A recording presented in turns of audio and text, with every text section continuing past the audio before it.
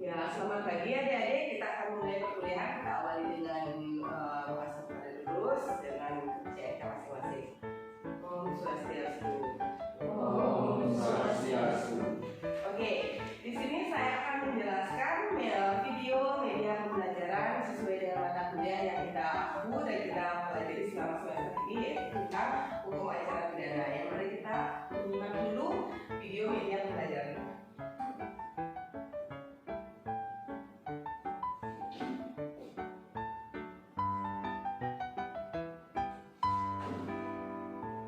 Silakan dilihat.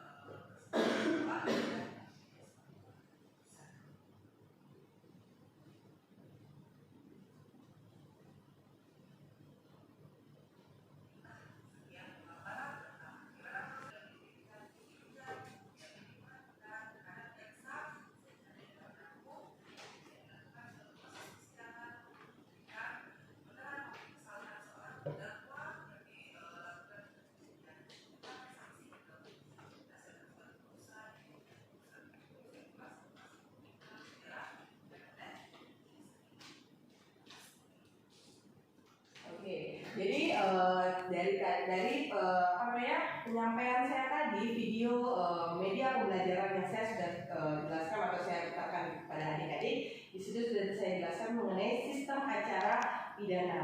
Jadi sistem acara pidana kita secara khusus di negara kita di Indonesia, sistem acaranya sebagai video tadi dimulai dari adanya peristiwa hukum. Jadi sesuatu hal yang berupa peristiwa hukum itu adalah tindakan hukum yang merampas atau mengambil hak orang lain. Jadi mengakibatkan suatu kerugian terhadap orang lain.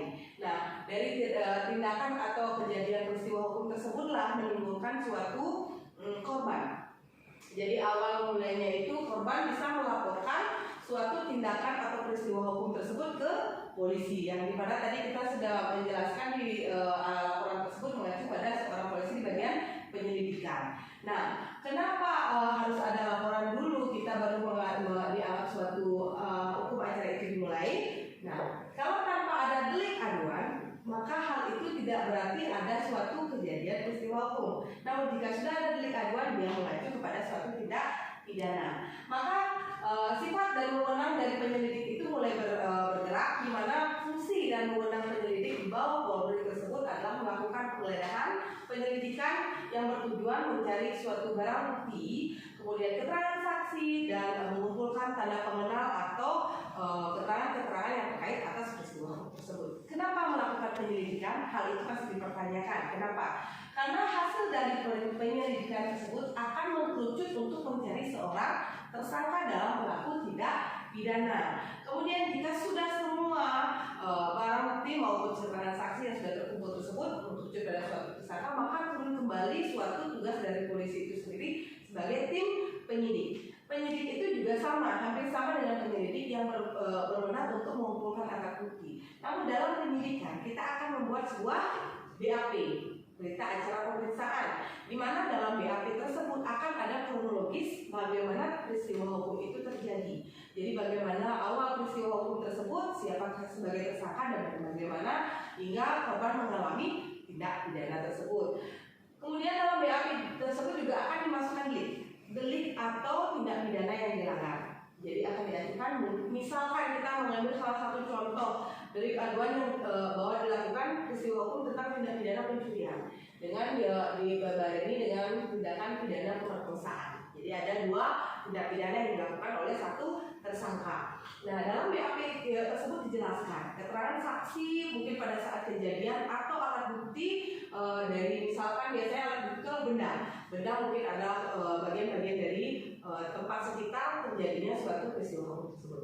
Jika dalam penyidikan tersebut sudah terbentuk suatu BAP atau tersusun BAP, maka BAP tersebut akan diserahkan atau dilimpahkan ke lembaga kejaksaan. Nah, di situ kejaksaan kita bertemu kembali dengan jaksa penuntut umum. Di situ kewenangan kejaksaan adalah membantu dalam sistem penyidikan. Penyidikan yang dibantu tersebut adalah melihat kembali apakah kecocokan pasal tindak pidana yang dilanggar sudah sesuai dan kelengkapan atau pemenuhan alat bukti maupun saksi-saksi sudah sesuai. Jadi itu yang akan dibantu oleh tim kejaksaan hingga BAP tersebut dianggap sempurna dan disebut sebagai P21. Nah, setelah BAP 21, jadi suatu berkas berita acara pemeriksaan itu dianggap rampung. Kemudian kejaksaan di bawah jaksa penuntut umum mulai melimpahkan perkara tersebut kemana? Ke pengadilan. Jika sampai ke pengadilan, cara tata registrasi itu masih ada. Registrasi pelimpahan tersebut masuk ke panitra. Panitra akan melihat kelengkapan dan kelengkapan lainnya dari sisi BAP atau pelimpahan berkas tersebut. Maka dari situlah dimulai suatu persidangan. Disinilah kita akan mulai dalam tatanan acara pidana. Oke, kita akan mulai tentang acara pidana. Apa itu acara pidana secara umumnya di negara kita yang digunakan dalam sistem hukum Indonesia. Jadi dalam acara pidana akan dibacakan mulai pertama adalah dakwaan. Kenapa dia dibacakan dakwaan terlebih dahulu? Karena di sana jaksa memberikan suatu dakwaan. Didakwalah seorang terpidana, tersangka atau terdakwa melakukan pelanggaran terhadap tindak pidana tersebut. Setelah dilakukan suatu pembacaan dakwaan, seperti saya jelaskan tadi dalam media pembelajaran, ada eksepsi. Eksepsi itu pembelaan yang dilakukan terhadap dakwaan dari seorang jaksa penuntut umum. Kemudian setelah itu, setelah dakwaan dan pembelaan, maka disitulah ada suatu pemeriksaan. Pemeriksaan juga biasanya pemeriksaan yang awal ada di bagian penyidik di kepolisian, kemudian pemeriksaan yang selanjutnya ada di persidangan. membutuhkan bukti, saksi, dan keterangan para ahli.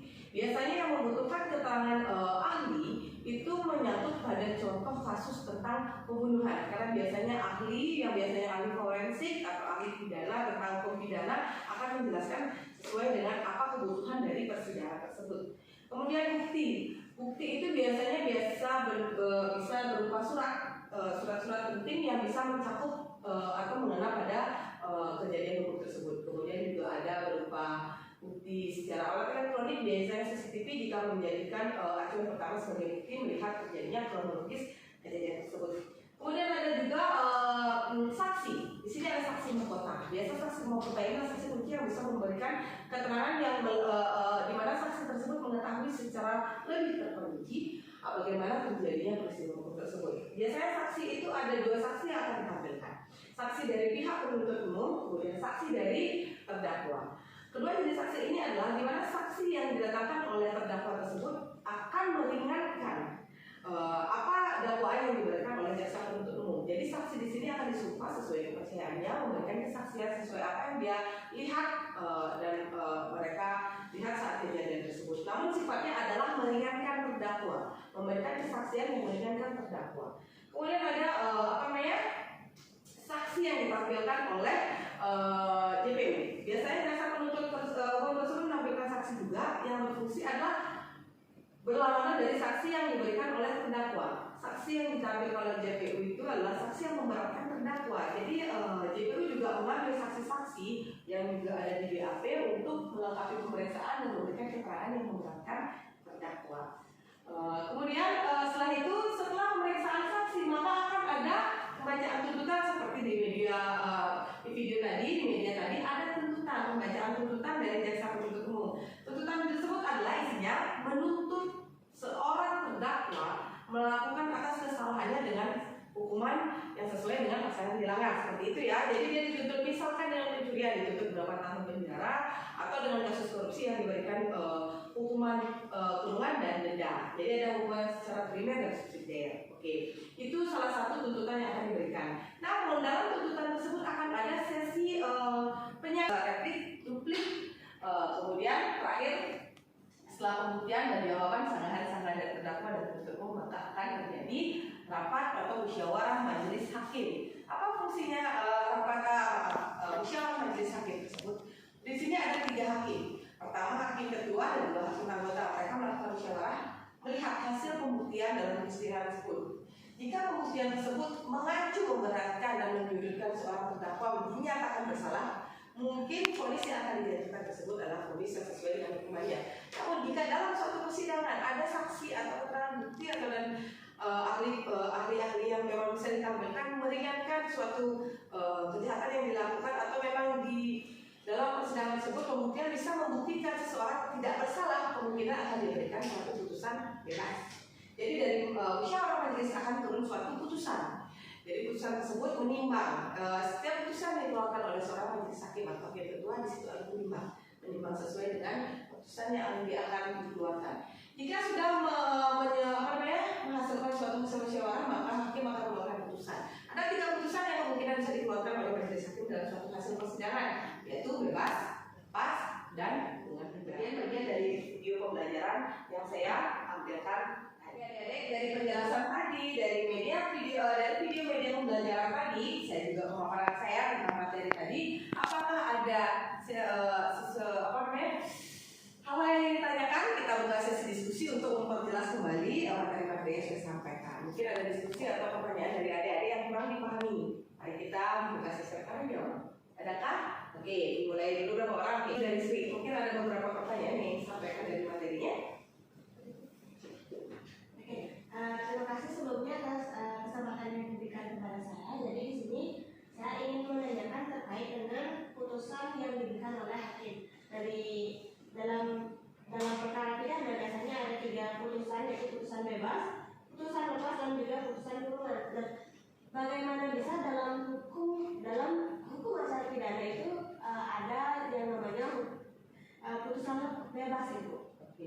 Jadi Ibu akan jawab satu persatu dulu ya, sesi diskusi kalian yang tidak dimengerti dalam pemaparan tadi. Oke, dalam suatu putusan hakim tersebut, putusan bebas ditanyakan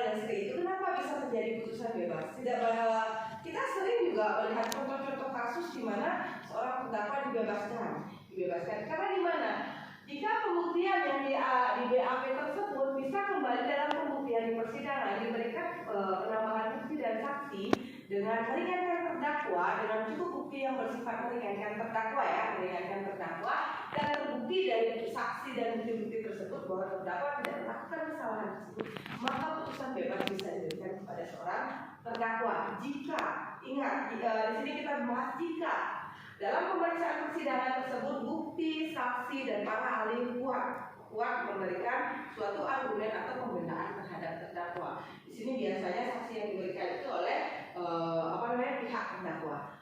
Contoh salah satu kasus yang kita simak saat ini yang sedang berjalan saat ini adalah kasus pembunuhan yang sedang merakyat tersebut. Jadi di situ ada proses persidangan dari kasus pembunuhan. Kita nggak usah mengutip salah satu nama dari kasus tersebut. Kita pakai salah satu contoh kasus sekarang tentang pembunuhan yang sedang booming. Mungkin kalian sudah tahu kan? Begitu banyak saksi yang dihadirkan. Baik seorang tersangka juga bisa menjadi saksi bagi tersangka lain. Biasanya tersangka tersebut akan digali kembali keterangannya. Kita sudah tahu kan bahwa di aparat Polri itu menggunakan salah satu alat yaitu detektor. Jadi itu alat penguji kebohongan. Karena saya tidak tahu implementasi atau efektivitas tersebut, namun itu digunakan dalam suatu pemeriksaan persidangan. Jadi di situ alat itu juga sebagai pembantu dalam persidangan. Dia membantu sejauh mana kapasitas seseorang memberikan kebohongan dalam kesaksiannya. Jadi mungkin seperti salah satu kasus pembunuhan tersebut ada beberapa tersangka yang mungkin di mana dalam BAP dia memberikan suatu kesaksian yang A, kemudian dalam persidangan dia memberikan suatu kesaksian yang B, di mana kesaksian yang B itu mungkin memberatkan atau meringankan tersangka lainnya. Maka dari hasil pembuktian kejelasan para saksi tersebut, dari situlah majelis hakim memberikan suatu musyawarah atau hasil untuk menjadi suatu putusan yang bersifat hukum yang atau disebut dengan inkrah. Oke, jadi seperti itu. Kenapa bisa bebas? Karena dalam sistem pembuktian. Kenapa saya mengatakan dalam sistem pembuktian? Di sanalah dalam acara kita menjelaskan kebenaran dan kesalahan yang dilakukan oleh seorang terdakwa. Apakah benar atau tidak? Jadi pembuktian tersebut adalah salah satu cara penilaian majelis hakim dalam memberikan suatu putusan. Oke, sampai di situ Sri paham?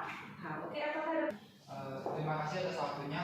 Di sini saya akan bertanya dalam penyidikan di kejaksaan ada berkas P21. Apa saja tahapan-tahapan sebelum berkas itu? Oke, jadi dikatakan P21. Jadi dalam penjelasan video media tersebut kan saya menjelaskan tentang rampungnya suatu BAP atau berkas penyidikan acara penyidikan tersebut ya P21 atau sudah rampung. Namun sebelum alur ke P21 tersebut ada disebut dengan P18 dan P19. Jadi P18 dan P19 tersebut mengatur bagaimana jika berkas acara pemeriksaan atau hasil pemeriksaan tersebut dianggap kurang sempurna. Dalam arti kurang sempurna itu adalah pemenuhan saksi dan pemenuhan bukti. Jadi jika seseorang melakukan kesalahan dibuatkan dalam berita acara pemeriksaan, seorang penyidik memasukkan pasal yang dilanggar, kemudian sesuai tidak, misalkan sebagai salah satu contoh pencurian 362 dengan salah satu tindak pidana tambahan dengan pembunuhan.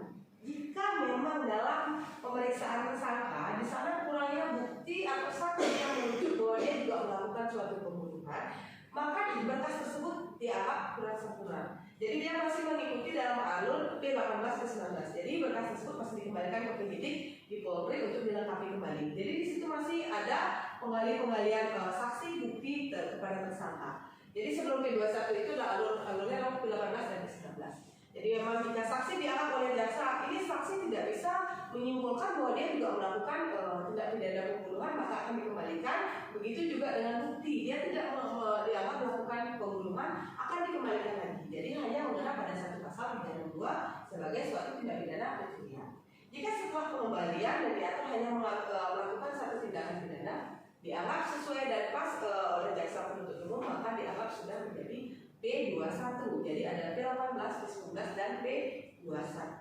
Ya, dari P21 itu berkas dianggap pas sempurna hingga menjadi pelimpahan ke pengadilan dan siap untuk mengikuti acara pidana atau persidangan. Karena kenapa bukti dan saksi diperkuat dalam hasil penyidikan? Karena yang akan dibahas nanti, yang akan dimasukkan dakwaan nanti dan dituntut adalah pasal yang dilanggar dari BAP itu sendiri. Jika dia melanggar 362 dalam pencurian, maka delik aduan pencurian hingga nanti dakwaannya didakwa mencuri dan dituntut dengan hukuman melakukan pencurian sesuai dengan KUHP yang sudah berlaku. Jadi kita jangan lupa ya, dalam KUHP kita melihat tindak pidana yang dilanggar apa, kemudian dalam KUHP kita undang-undang hukum acara pidana kita beracara dari pasal yang dilanggar itu KUHP akan divonis dengan hukuman yang diatur dalam KUHP seperti itu. Oke, bisa diterima? Apakah ada lagi yang ingin ditanyakan? Oke, dari depan dulu, Kemang. Yang bertanya terkait kelengkapan persidangan, yaitu pasti ada barang bukti. Jika salah satu barang bukti itu belum dilengkapi, apakah bisa dilanjutkan persidangan? Oke, kembali mengacu dengan pertanyaan yang diberikan oleh Juni. Jadi ini salah satu pertanyaan sambung menyambung ya. Jadi kepada barang bukti.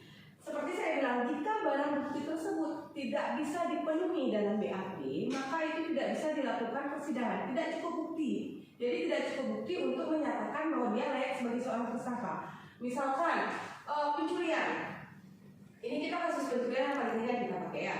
Misalnya pencurian, dalam kasus pencurian itu seorang pencuri misalkan dia menyatakan mencuri dengan barang yang sudah TV dan lain sebagainya. Namun dalam pemeriksaan atau penggeledahan, barang yang dinyatakan dicuri itu pasti ada di tempat lokasi. Jadi itu bukan dianggap sebagai bukti yang mumpuni atau memenuhi unsur-unsur dari kejahatan yang dia lakukan. Seperti juga tadi bukti yang dikatakan kalau tidak cukup bukti, dia dinyatakan bahwa korban saat dia melakukan pencurian korban dinyatakan bersalah.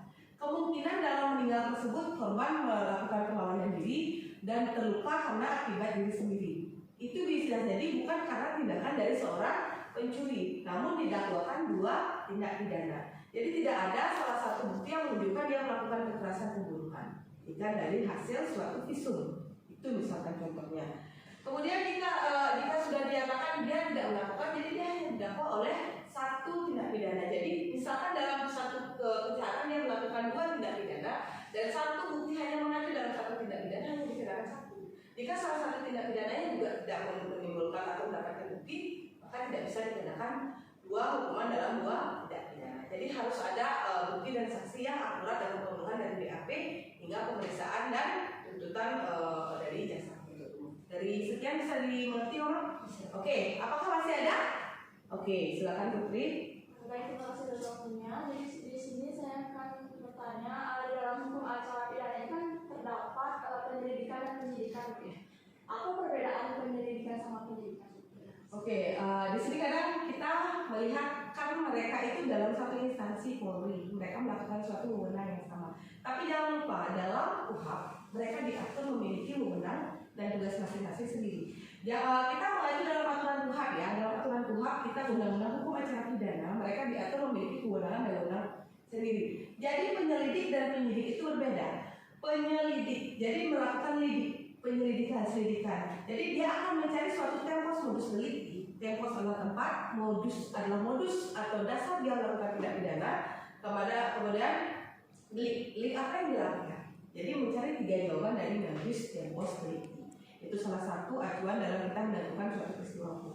Nah, untuk mencapai itu, apa saja yang dilakukan penyelidik? Dia akan datang ke TKP, di mana seseorang melihat terjadinya peristiwa hukum. Misalkan nih, kita tidak mengambil contoh, kita mengambil kecelakaan lalu lintas.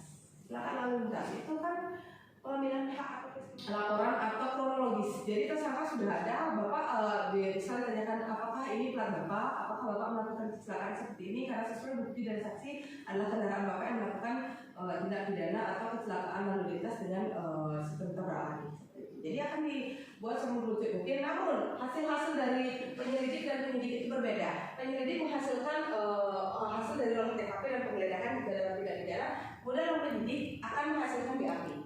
Nah, jadi dia membuat salah satu resume kasus yang berisikan, oh Anda melakukan tabrak lari, kecelakaan lalu lintas, Anda melanggar pasal sekian, maka akan dikenakan hukuman ini sebagai seorang tersangka pelaku tabrak lari yang mengakibatkan korban meninggal dunia. Jadi seperti itu, mereka memiliki kewenangan yang berbeda, namun diatur dalam KUHP, tapi dalam satu instansi yang sama yang dilakukan oleh aparat kepolisian seperti itu.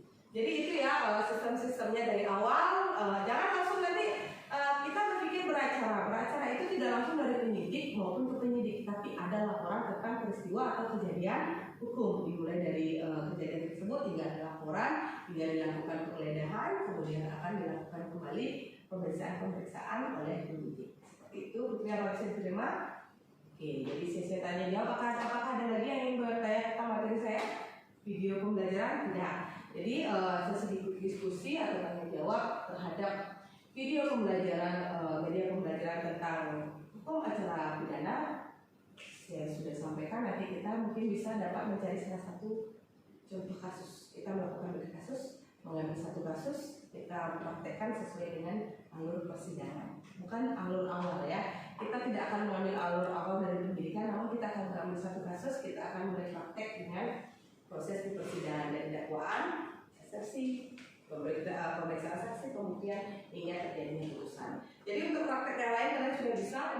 Untuk perkuliahan hari ini dan pemberian video media pembelajaran tentang hukum acara pidana yang sudah saya sampaikan, kemudian pemaparan materi dari saya, sharing diskusi dari kalian menutup perkuliahan kita sampai saat ini. Jadi untuk perkuliahan selanjutnya kita akan memulai mempelajari salah satu kasus dan membedah kasus dan memulai mempraktekkan teori-teori dalam hukum acara pidana. Saya harap nanti akan bisa membuat tugas mandiri atau tugas berkelompok untuk mempraktekkan salah satu kasus yang kita angkat dalam proses perkuliahan ini. Untuk perkuliahan hari ini dengan pemberian video media belajar saya akhiri dengan menutup dengan para Santi. Oh, Santi.